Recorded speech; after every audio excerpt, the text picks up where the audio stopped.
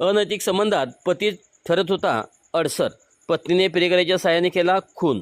अनैतिक संबंधात पती अडसर ठरत असल्याने पत्नीने आपल्या प्रियकराच्या मदतीने पतीचा खून केल्याची घटना सांगली जिल्ह्याच्या कवठेमंकाळ तालुक्यातील करोली गावात घडली आहे। हा प्रकार चक्क खून झाला, अंत्यसंस्कार झाले, तब्बल 8-9 दिवसांनी उघडकीस आला आहे। पोलिसांच्या सतर्कतेमुळे हा प्रकार समोर आला आहे। या प्रकरणी पोलिसांनी मयताची पत्नी, तिचा प्रियकर तसेच मयताची दोन्ही मुले या 4 जणांच्यावर गुन्हा दाखल केला आहे। भारत इराप्पा करपे वयवर्षे 58 असे खून झालेल्या पतीचे नाव आहे, तर पत्नी नीलाबाई भारत करपे वयवर्षे 50 आणि तिचा प्रियकर बाबाजी गोविंद करपे वयवर्षे 42, मनोज भारत करपे, अनिकेत भारत करपे असे संशयित आरोपींची नावे आहेत। नीलाबाई करपे व बाबाजी करपे यांच्या अनेक दिवसापासून अनैतिक संबंध होते। दोघांच्या अनैतिक संबंधासाठी भारत करपे हे अडथळा ठरत होते।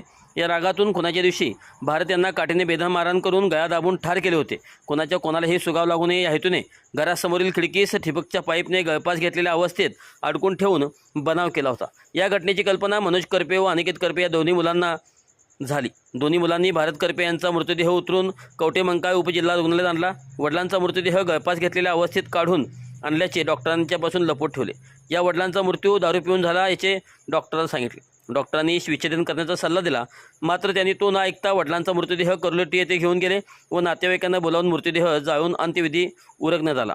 प्रकरणी पोलिसांनी मयताची पत्नी, तिचा प्रियकर व दोन्ही मुलांच्यावर खून करून मृतदेह नष्ट केल्याप्रकरणी गुन्हा दाखल केला आहे।